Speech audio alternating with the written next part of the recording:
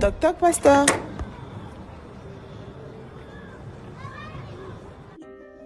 Bonjour pasteur. Alors j'ai une préoccupation. On assiste ces derniers temps à un regain des mouvements de spiritualité africaine. Ils disent que le christianisme est une religion importée pour nous faire renier nos origines. Pour eux, nous devons retourner aux pratiques de nos ancêtres et pratiquer leur religion. Alors pasteur, je suis un peu troublé. Jésus est-il vraiment le Dieu des Blancs?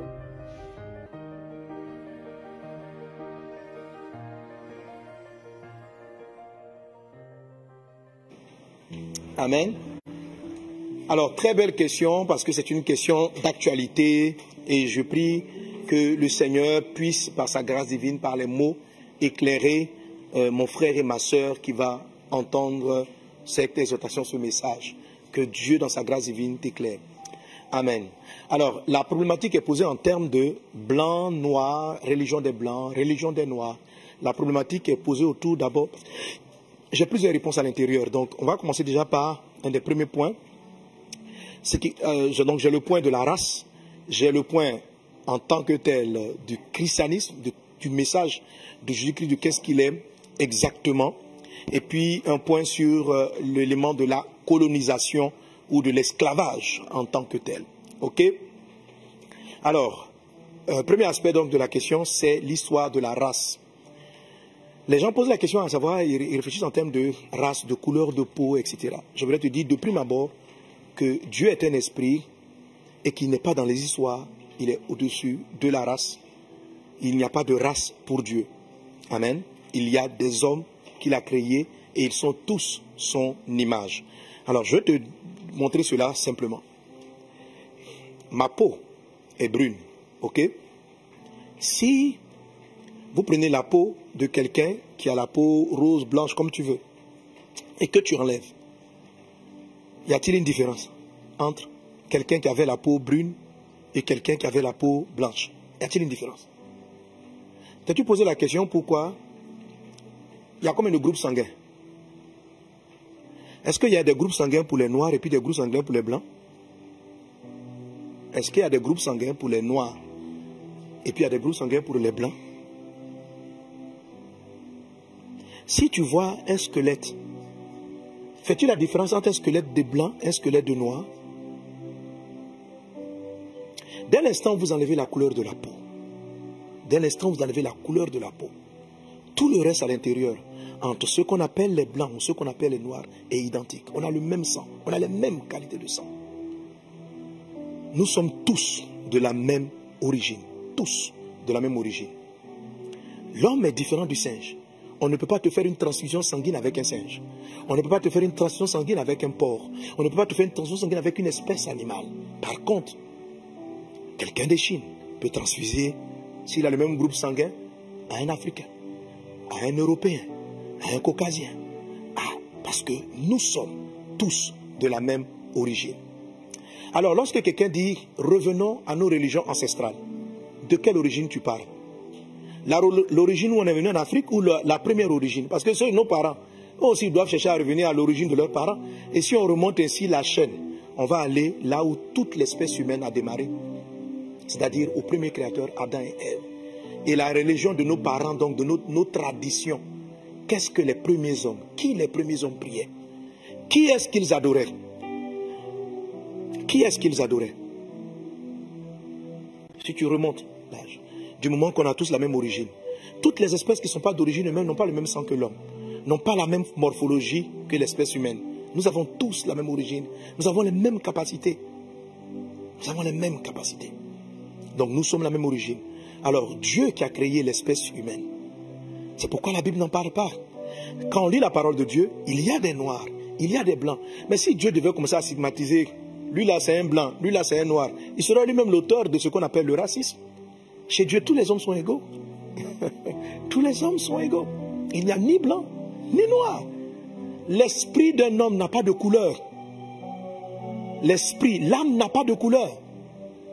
Et quand on parle de Dieu, quand on parle d'esprit, les esprits ne sont pas physiques.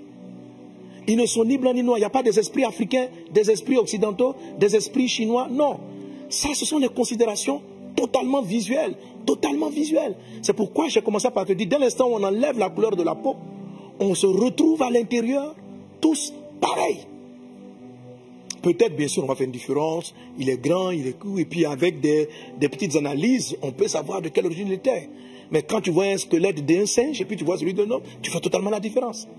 Tu fais totalement la différence. Ça, c'est des choses encore physiques. À plus forte raison, le monde des esprits, qui lui est encore plus caché. Il n'y a pas de noir, il n'y a pas de blanc. Ça, c'est la dégradation morale de l'espèce humaine qui a entraîné à stigmatiser des hommes par leur couleur des yeux, par la couleur de leur peau. C'est la dégradation morale, spirituelle de l'homme qui a amené à faire cette différenciation. En disant ainsi, la tradition de nos parents, de notre chose, c'est réduire Dieu à nos palabres qui sont les conséquences de notre détournement de la voie de Dieu. Les esprits ne sont pas à ce niveau. Même pas l'esprit de Dieu, ils ne sont pas à ce niveau.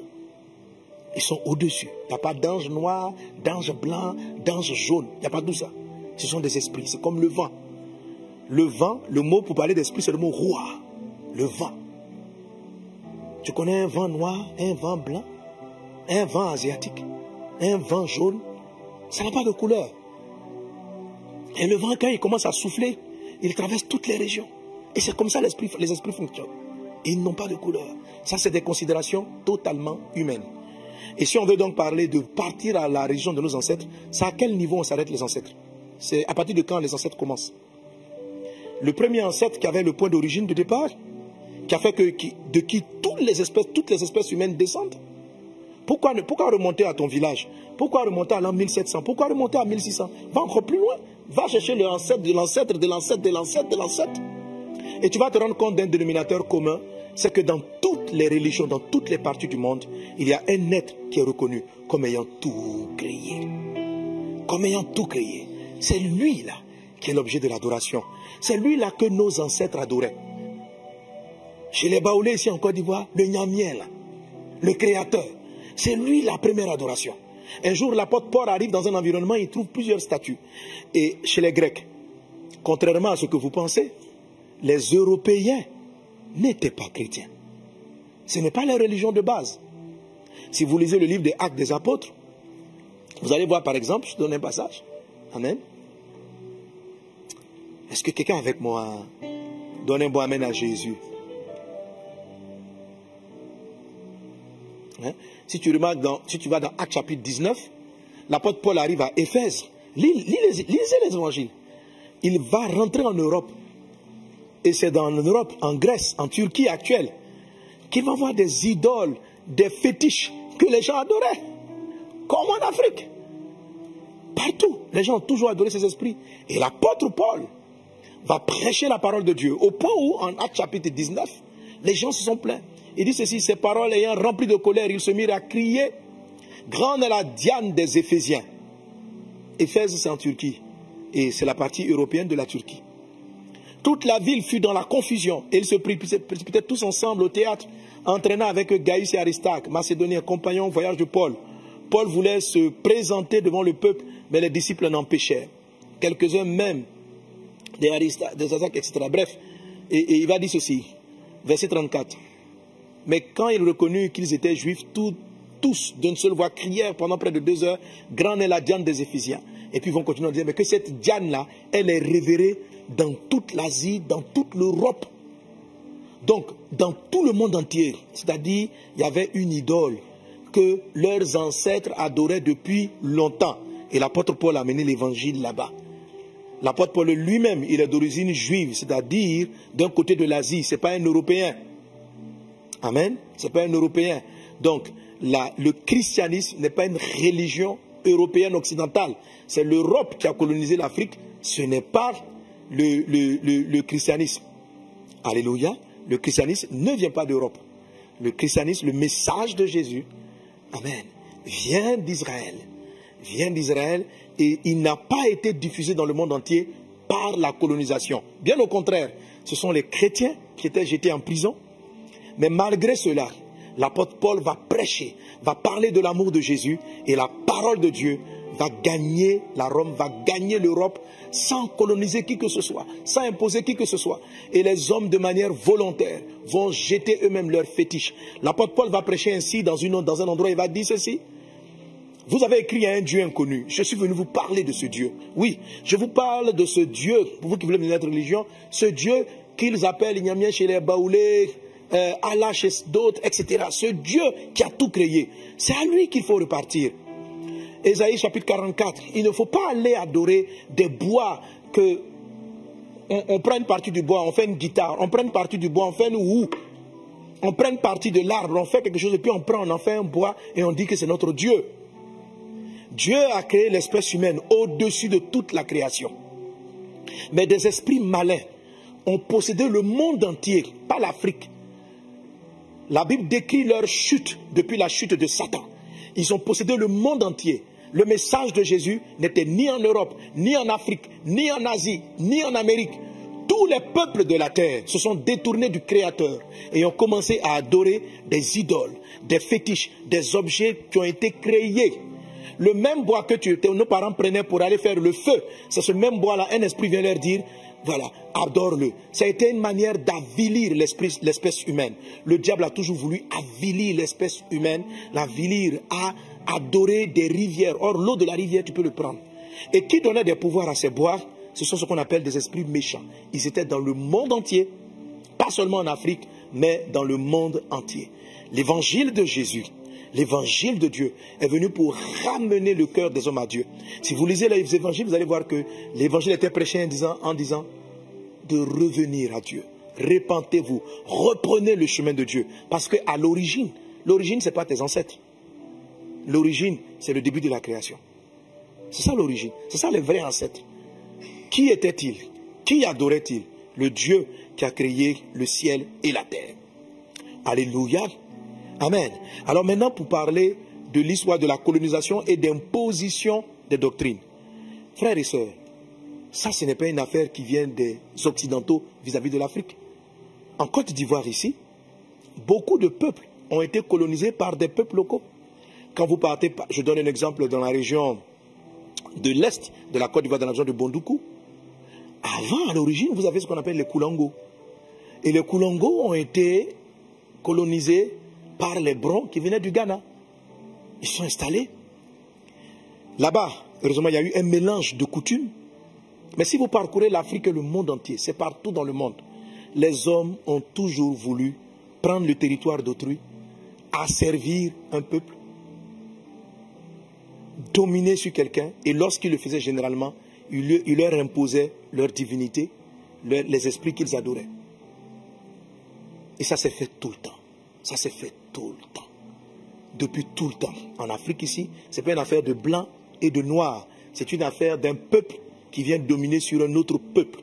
Et de tout temps, lorsqu'un peuple colonisait un autre peuple, lorsqu'un peuple vainquait un autre peuple, il changeait ses coutumes.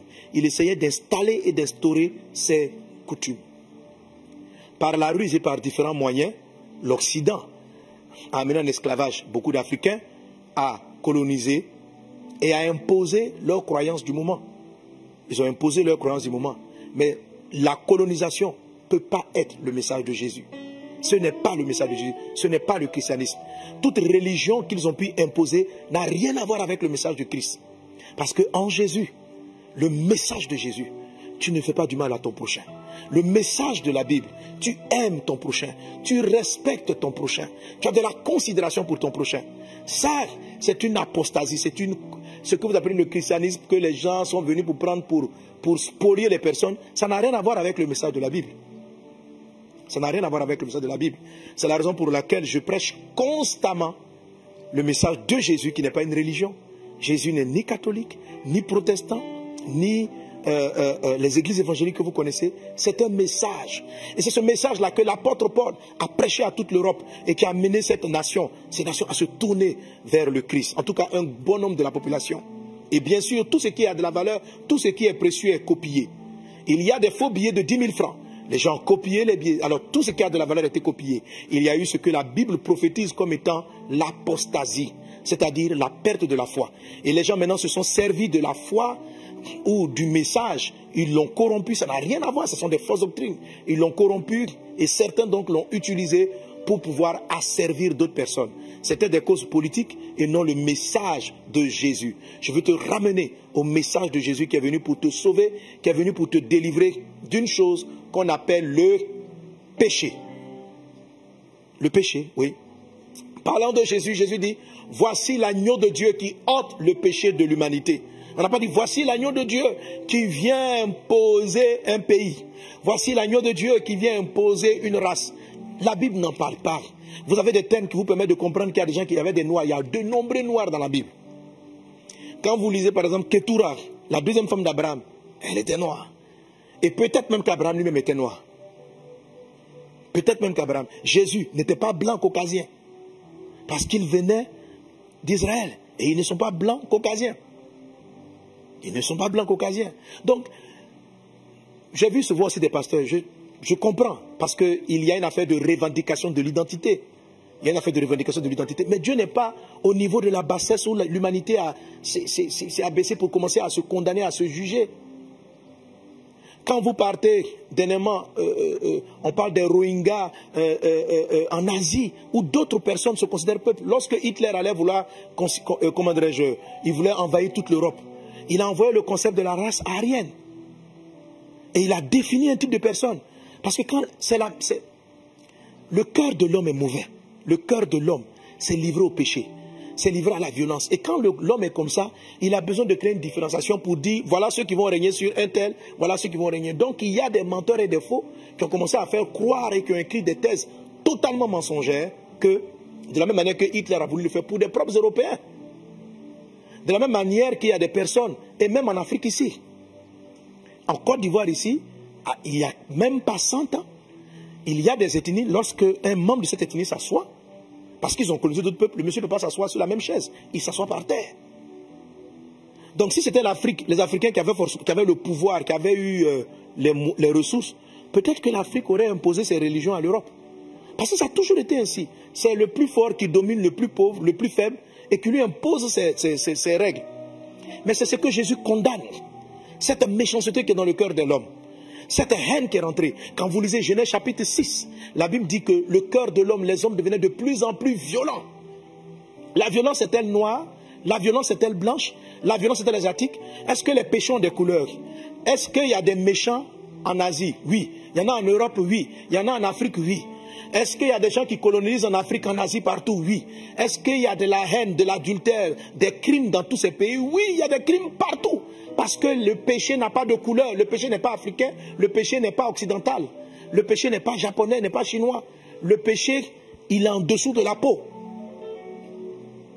Et Jésus est venu traiter avec cela. Jésus est venu traiter parce que c'est par méchanceté qu'un peuple colonise un autre peuple et lui impose ses doctrines. C'est par manque d'amour. Jésus a dit, tu aimeras ton prochain comme toi-même. C'est par manque d'amour. C'est ce que Jésus est venu vaincre. Jésus dit, si quelqu'un te frappe sur le jour, l'autre jour, le message de Jésus est totalement radical. Il est totalement radical. Il n'a rien à voir avec vos histoires de couleur, de peau, tout ça. Parce que les hommes sont les hommes. Dans l'équipe de Jésus, il y avait des noirs.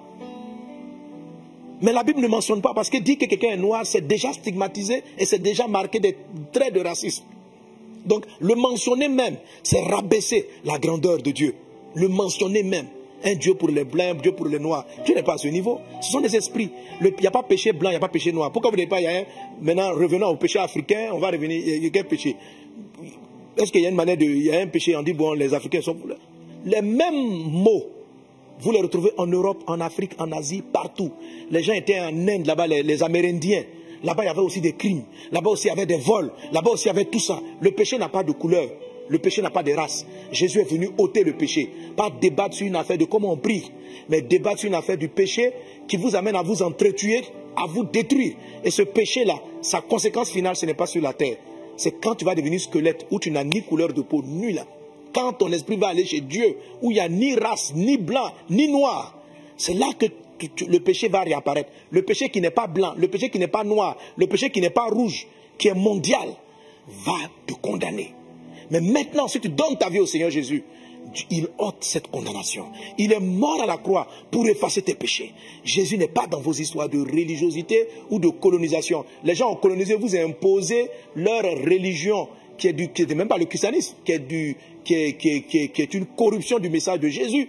Ils vous l'ont imposé parce que c'est le cœur de l'homme qui est méchant, c'est tout.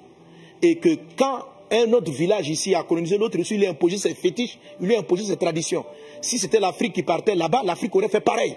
Parce que le cœur de l'homme est méchant, égoïste. Et Jésus est venu traiter cela. Jésus est venu vous guérir de ce mal. Alléluia. Et je finis avec ceci. Le message de Jésus, pas la religion. Il a la puissance pour changer les vies. Je bénis, j'avais vu là, sur le chant de mon fils K.S. Bloom, Miséricorde. Il avait fait une forme de challenge où les gens présentaient leur ancienne image et ce qu'ils étaient devenus. La religion ne fait pas ça. La religion ne fait pas ça. Vous voyez cette dame-là qui était dans le monde du chant, je n'oublie son nom, qui est devenue serviteur, Claire Bailly. Voilà, Claire Bailly. Amen. Je la salue pour l'occasion. Sois béni, servante de Dieu. Je t'ai écouté, je suis fier. Sois béni. Sers Jésus de tout ton cœur. Persévère dans ce que tu fais. Je rends grâce à Dieu. Amen. Et vous voyez, dans ce film-là, vous voyez comment des gens étaient esclaves de la drogue, de l'alcool, de la perversion. Dites-moi, la drogue là, est-ce qu'elle a une couleur, est-ce qu'elle a une race? Il n'y a pas de drogués en Europe. C'est de ça que Jésus est venu nous délivrer. Vous ramenez, les chrétiens qui veulent répondre à leur débat, vous détournez du vrai message de Jésus. Vous rentrez, non, la colonisation a fait des bienfaits, ça fait des bienfaits. L'esprit de la colonisation est méchant. L'esprit de la colonisation est l'exploitation que les hommes ont les uns sur les autres. Ce que condamne l'évangile. Ce que condamne l'évangile. Caïn a tué Abel. Un homme veut prendre l'ascendant sur son autre frère. Dieu dit non. Si quelqu'un veut être le plus grand, qu'il soit le serviteur des autres. Voilà ce qu'enseigne Jésus. Et c'est vers ce message que nous vous demandons de revenir. Savoir si vous allez répartir, adorer un bois, ça ne va pas changer votre cœur. Si tu étais ivrogne, tu seras toujours ivrogne. Si tu commettais l'adultère, tu vas toujours commettre l'adultère. Tu es parti faire le bois, mais dans ton attitude, tu n'es pas différent de celui qui va dans une église avec des statues, qui va dans une église avec une grosse croix, qui est voleur et qui est menteur. Il y a des voleurs et menteurs qui adorent des fétiches. Il y a des voleurs et des menteurs qui sont assis dans même chez moi ici à l'église, il y a des voleurs et des menteurs qui sont assis là. Parce qu'ils n'ont pas rencontré Jésus. Ils ont rencontré Vazonneur, ils ont parlé avec Pasteur Sanogo, mais ils n'ont pas rencontré Jésus. Est-ce qu'on est ensemble? Ils n'ont pas rencontré Jésus. Et quand les gens rencontrent Jésus, comme cette chanteuse Claire Bailly, comme K.S. Bloom lui-même dans son truc, et toutes ces vidéos-là qu'il a fait montrer, des gens qui étaient dans l'alcool, Jésus les a changés. Eux, ils ont rencontré le Christ. Ils n'ont pas rencontré une religion. Ils ont rencontré le Christ. Seul Jésus peut faire ça. Ma soeur, le trouble que tu as dans ton cœur, la paix qui te manque, c'est ta relation avec Dieu. Ce n'est pas une affaire de religion. Tu as beau être catholique, assemblée de Dieu, si tu n'as pas rencontré Dieu, par Jésus-Christ, tu vas demeurer dans ton péché. Et le péché n'a pas de couleur. Sortez de ce débat d'un bois. Montrez-moi si ceux qui adorent les bois ont meilleure attitude que ceux qui n'adorent pas les bois. Que ceux qui adorent en Asie, est-ce qu'ils sont... Tout le monde, le péché est partout. Vous arrivez en Asie, là-bas, la drogue est répandue. Il y a des meurtres tous les jours. En Europe, il y a des assassinats monstrueux. Comme en Afrique, comme partout. Parce que le péché n'a pas de race. Et Jésus est venu ôter les péchés. Que Dieu te bénisse abondamment. Que la parole de Dieu te transforme. Tourne-toi vers le Christ. Sors des distractions. Le problème, c'est le péché et non la forme de la religion. Jésus est venu te sauver. Il est venu te délivrer du péché. Et quand il va te délivrer du péché, tu vas comprendre que parmi les péchés, se prosterner devant une rivière est un rabaissement de l'espèce humaine. Ça va te connecter avec des esprits de colère, de haine, de jalousie, de misère et de pauvreté.